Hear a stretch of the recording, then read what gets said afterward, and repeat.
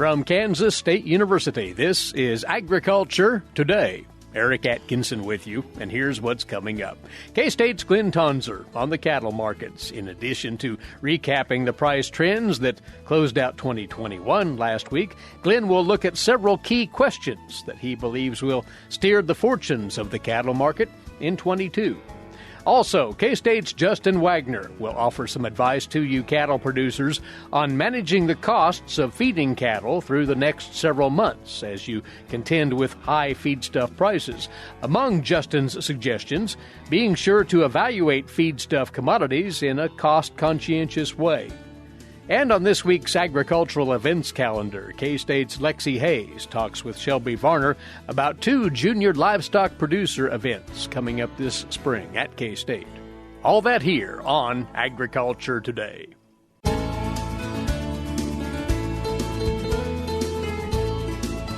Welcome to Agriculture Today, our first edition of the new year. Thanks for joining us once more.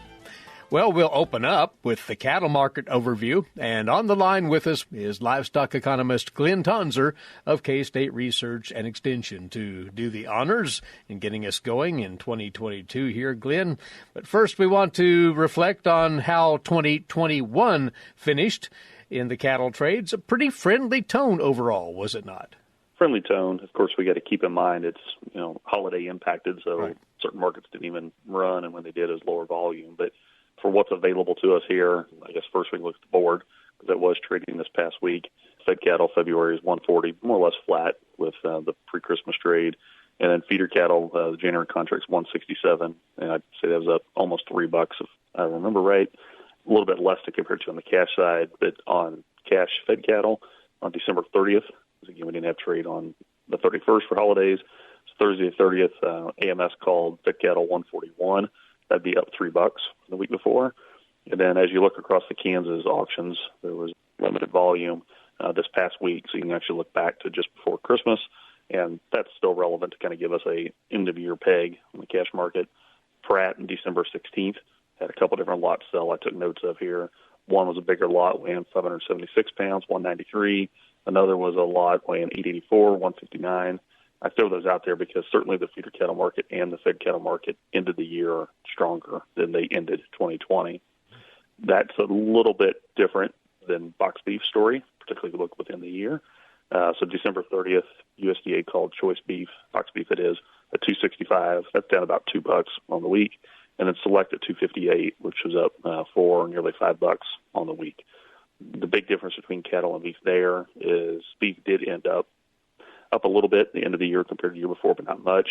Conversely, cattle were up quite a bit more, and that reflects changes in supply, relative bottleneck easing, and so forth that developed throughout 2021. And one could say with some confidence that we finished 2021 on firm footing with these markets. Yeah, so to keep it simple, as I no doubt everybody listens, is economists are trained to describe everything from a supply-demand perspective. That's where we start the discussion. And both those factors were more and more supportive as we progressed through 2021. So on the supply side, we got closer to current. Lots of discussion about the herd might be shrinking some. We weren't, as flush with cattle, so to speak, as we progressed through the year. And similarly, demand remained strong. And I'll share some more of those numbers in a moment. But if you have strong demand coupled with improving in the sense that we weren't flush with cattle, so improving from price support perspective, both those factors helped cattle prices as 2021 concluded. And looking again at the feedlot returns projected, which you share with us each month right here, we turned the corner into the positive in the latter part of 21. And after a month ahead here that returns may be somewhat slim, the potential for profit will really take off as we get deeper into the late winter and early spring, it looks, Glynn. Yeah, so these are done monthly, as most of our listeners know, and you can find them updated on agmanager.info. They were done right in the middle of December. Relevance to that is, they can change a little bit from when they're posted, so keep that in mind. But that said, when we look for February through May in particular, closeouts, cattle be coming out of yards in those months, we're looking at $60 to maybe $150 positive returns, what the market was projecting there. That reflects several things. One is fed cattle price being projected above 140, low 140s. Cost of gain are well above 110 in those months, but that expected sales price is more than enough to offset it. So there's reason for optimism if you have cattle in the yard now, and they're going to be sold in those months. With the caveat that come midsummer, why things could turn to the other direction. So got to be wary of that in the industry. Yeah, and importantly, that's not necessarily the fed cattle prices tanking per se. We're still looking at upper 130s, maybe 140 for several of those months. Currently, my projections go out to August of 2022, and as you say, they get to break even, slight negatives at that point. The biggest change is the projected placement price is notably higher. So there's a $21 higher price cattle going in the yard for August sales compared to those that would have been coming out this past November. So again, intermarkets at work, feeder cattle market's been strong. That tends to catch up with these projected margins. What have you as far as the latest on beef demand? You track that very closely, of course. Your latest meat demand monitor will come out, which will cover beef demand naturally. So what are the latest numbers in hand anyway? Yeah, so the ones that are in hand would be, they're now dated from USDA so rather than the meat demand monitor, which is survey-based. So October USDA data-based indices, all fresh domestic beef demand was up 6% from September, and October 21 was up 8% from October of 20. That's one nugget where I was saying we ended the year strong. I recognize October's not the end of the year, but we had a good tone going into the fourth quarter. October export demand for beef was basically flat with September, but the real story there is it was up 22% compared to the prior October. So October of 21 was much stronger on export beef demand than October of 20. What we will have here in a couple of days, as you alluded to, is December numbers from the meat demand monitor. So data collection persisted through the holidays. You can look for probably middle to end of this week. I'll get those posted. They'll be USDA approved and up. It's worth watching that for sure. There's reason for optimism that there was strong demand going into the holiday season. But at the same time, we got to remind folks, it seems like there's an ever-increasing interest in the topic of inflation and ultimately what that might do to disposable incomes for consumers. So I'm optimistic that we ended the year collectively on the good demand front, but we'll have to wait and see what the final numbers are. And be looking for those again at agmanager.info later on this week. Also, want to squeeze this in. You have been involved in updating K-State's farm management guides pertaining to livestock. Wanted to let folks know about that.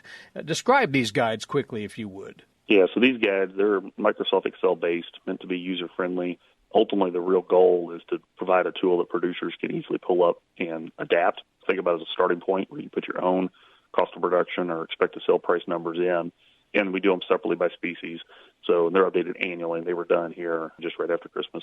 So there's a set for beef cattle, a set for dairy cattle, a set for swine, a set for sheep. Robin Reed and Dustin Pendle are those kind of Denagi kind of camps that help me with different components of that.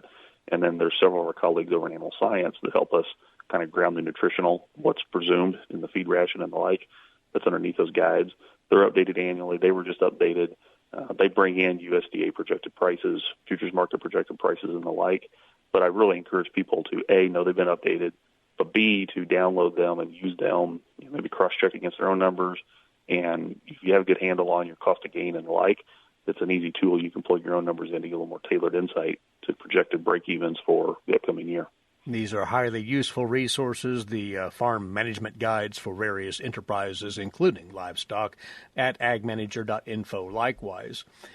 All right, the cattle market indicators to watch in 2022, and you've pulled a few thoughts together on that, Glynn, looking at it as you described, the big picture. Yeah, so a couple fairly quick, and they're not even 30,000; they're 50,000-foot level to keep it brief here. But a couple supply, a couple demand, and at least one political or industry relation point here for everybody. We certainly are in the point in the cattle cycle and discussion to where the herd has stopped growing. Exactly how much it's going to shrink and exactly how many fewer animals we harvest in the next few years is going to be the discussion on the supply side. So everybody's expecting shrink, but how much shrink is what to watch.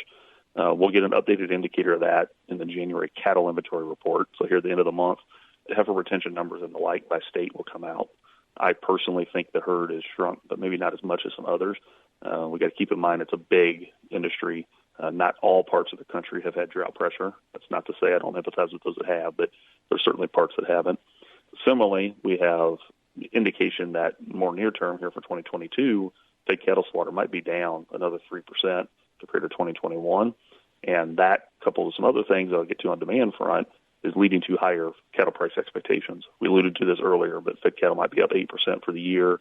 Feeders might be up $10 for the year. So there's reasons for optimism from an output price perspective.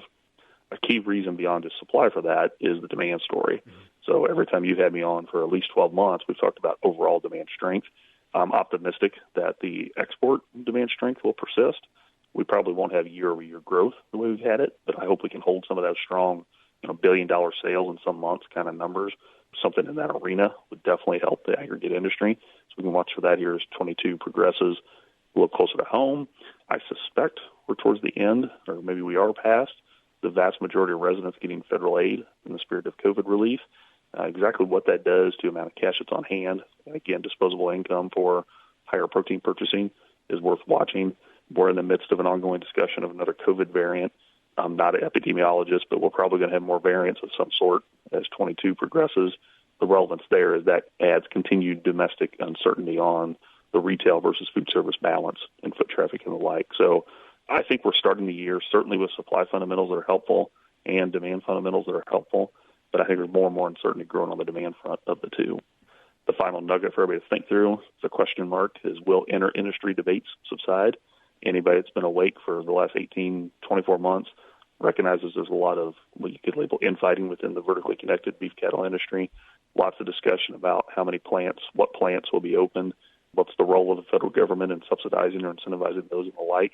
Partly as cattle prices come up, that'd be a natural thing for an economist to expect. Right.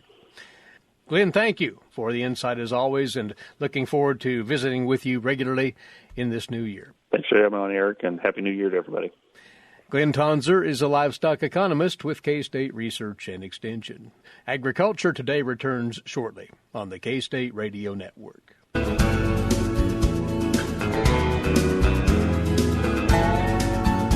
We're back now on this Agriculture Today, and with input for you cattle producers feeding animals through the balance of this winter now.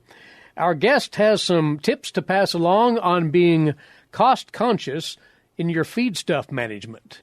Justin Waggoner's with us, Beef Systems Specialist, K-State Research and Extension. This is stemming from, of course, Justin, the pricey feedstuffs out there right now, pretty much across the board. Yes, Eric.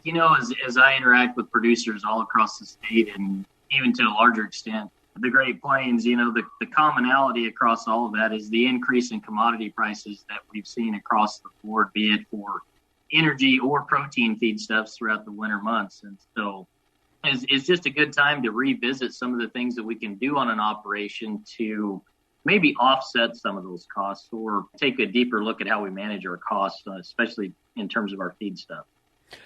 And where you'd like producers to start is in evaluating the feedstuffs that they have at their disposal. And to do so, one has to figure that on a basis of comparing apples to apples, so to say, right? Eric, actually, that's a really good comparison. A lot of times I think what we effectively have to do with feedstuffs is try to make a comparison between an apple and an orange. And so the best way to make an apples to apples comparison is to always put those feedstuffs on a dry matter basis. And that's the one calculation that's going to be able to allow us to compare a silage, which is, going to be 30% dry matter, to a dry hay, all the way back to corn, and then do some price comparison. And so, once we've got the dry matter calculation done, we need to evaluate those commodities on a cost per unit of energy, as well as a cost per unit of crude protein basis. Many times there are buying opportunities that arise in the marketplace. And so the only way we can effectively evaluate some of those opportunities is to price those commodities that may come up on a dry cost per unit of energy or cost per unit of protein basis. And then some of the other things that we need to look at would be freight, maybe grain processing. In some cases, maybe even commodity shrink should be included in some of those calculations as well. Obviously, to make that comparison and those calculations, you do have to have a firm handle on that energy content, that crude protein content. That is essential here. Yeah, absolutely. We have to have some numbers to work with. In many cases, the commodity brokerages or co-op or wherever those commodities are going to purchase from, they have that analysis and a lot of that information. In most cases, they may have a guaranteed analysis, but I would encourage producers to also ask for the actual analysis and not just the a guarantee per se. Something else you bring up, Justin, a producer should make the most of their on-farm resources to the best extent possible, and you, in that, might be looking at different forage resources that you might have bypassed before. Yeah, so one of the old sayings that I like to reference with in this particular bullet point that for us to discuss is, the best way to make a profit with land and livestock is to walk the crops off the farm. And in the current situation with high commodity prices, I think that's a pretty true statement. And so anytime we can maximize the use of commodities or ration ingredients that we produce on farm, that's going to be to our benefit. We don't have any freight typically involved in those.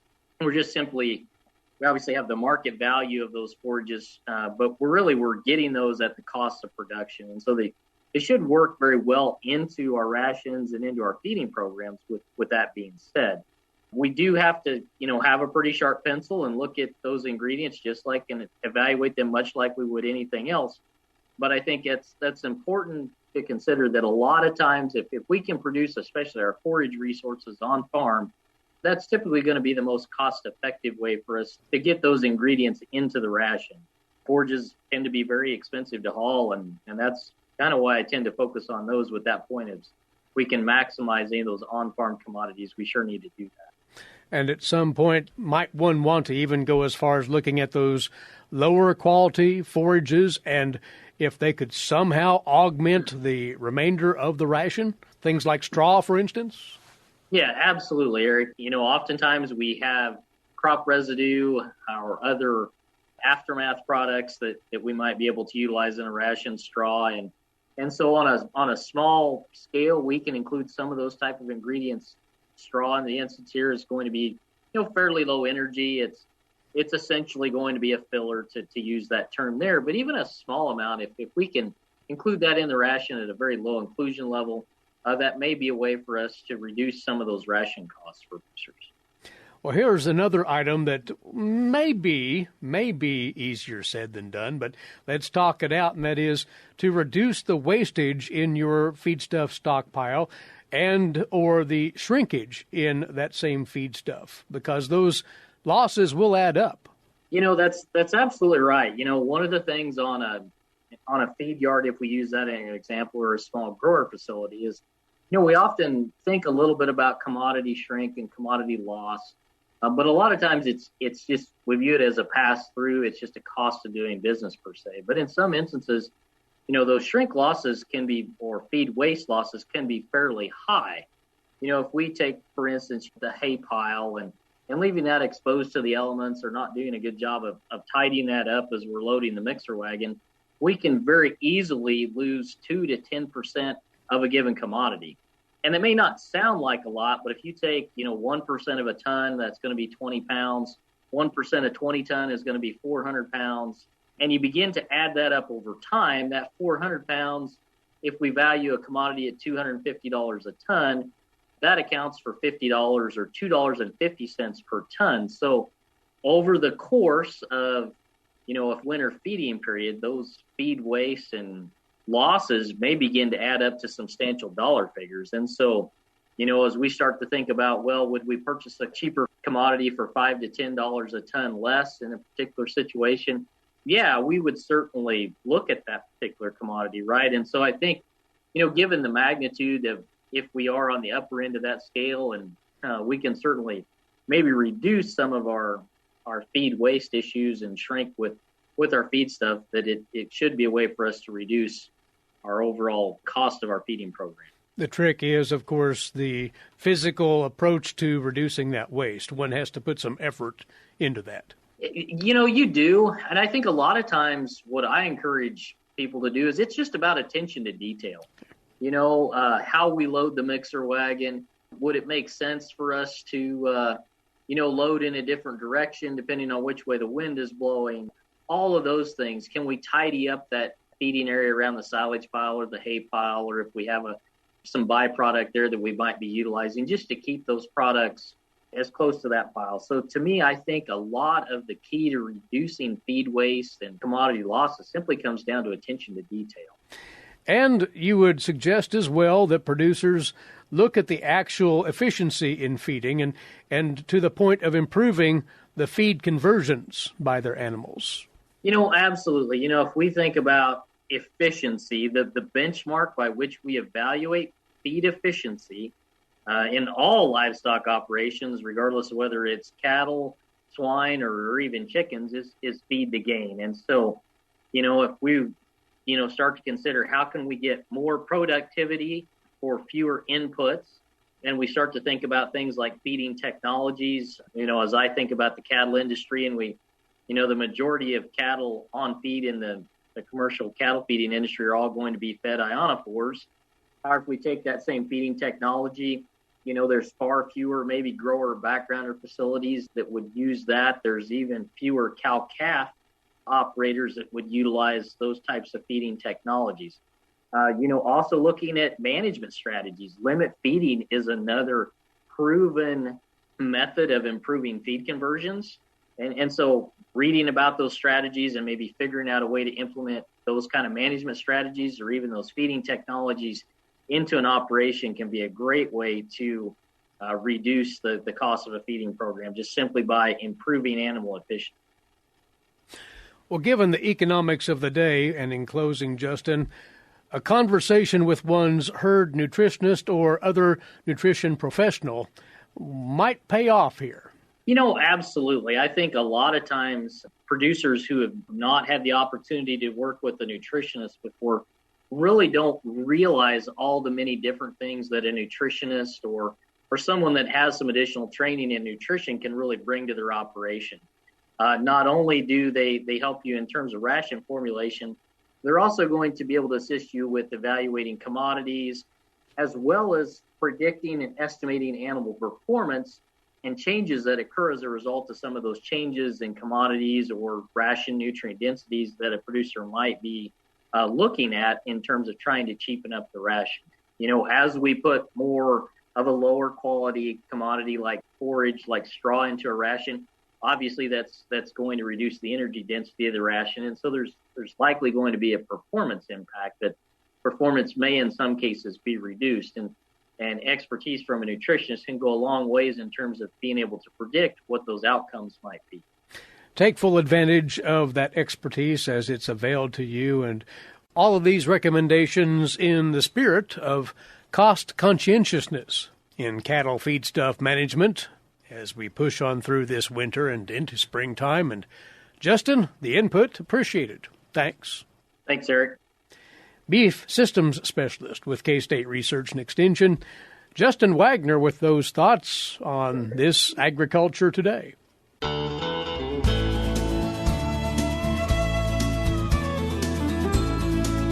Welcome back to Agriculture Today. I'm Shelby Varner. Now is a great time to start looking at 2022 for some fun-filled events. Today we are with Youth Livestock Coordinator from K-State's Animal Science and Industry Department, Lexie Hayes, to share about events that are coming up in 2022.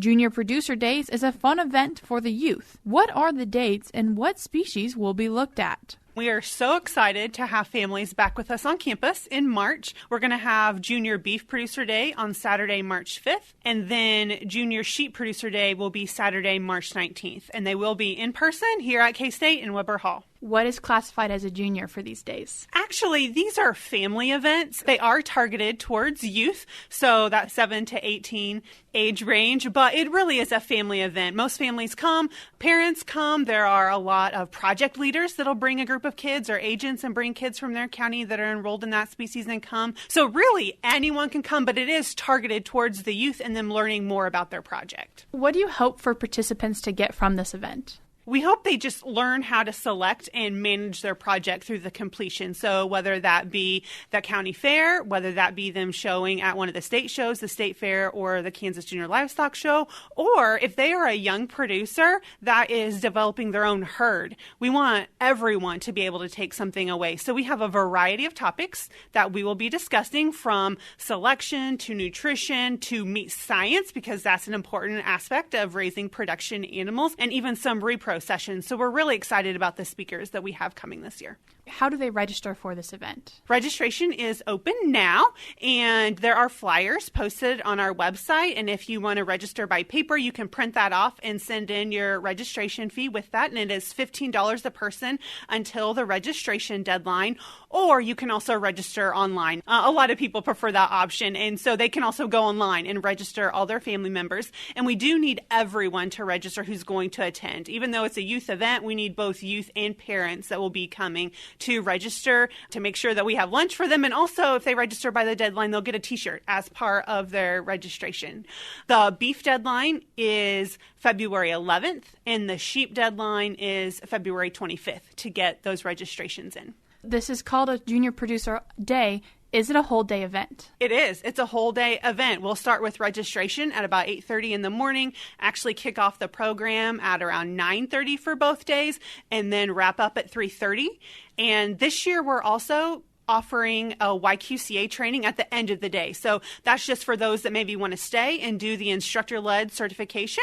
Some counties require it. It is required for those showing at the state shows. And so if there are youth who want to go ahead and do their certification while they're here, we're going to have that at the end of the day. And then this year, we're also going to go over the nomination process for those families that want to state nominate animals. It's usually adults that are interested in attending that because they're the ones ramrodding that process for their household. And so we'll be holding that concurrently with the certification. So if they want to stay and they plan to go to the state fair, families can stay, kids can go get certified in YQCA, and the adults can come see me, and we're going to talk about the nomination process. Really trying to help educate, but also just get things knocked off the list early in the season. That's right. That sounds like a fantastic plan. Just to refresh everyone's memory, what are the registration fees, those deadlines, and then when are these days? Absolutely. Junior Beef Day is going to be on March 5th. Junior Sheep Producer Day, March 19th. The registration deadlines are beef. You need to keep February 11th in mind. Sheep, February 25th. And you can go online to register. And if you just Google KSU Youth Livestock, you'll go to our page. We have a Junior Producer Day tab on the left-hand side. Click on that, and the links to register online will be there, as well as the flyers with a tentative schedule of topics and events. And it's $15 a person as long as you register by the deadline. It'll be $20 if you are after the deadline. Sounds like some great activities. Thank you, Lexie, for coming in and talking with us. Absolutely. That was Youth Livestock Coordinator from K-State's Animal Science and Industry Department, Lexie Hayes, talking about the Beef and Sheep Junior Producer Days that will be happening at Kansas State University in 2022. If you're looking for more information, simply search for KSU Youth Livestock. I'm Shelby Varner for Eric Atkinson, and this has been Agriculture Today over the K-State Radio Network.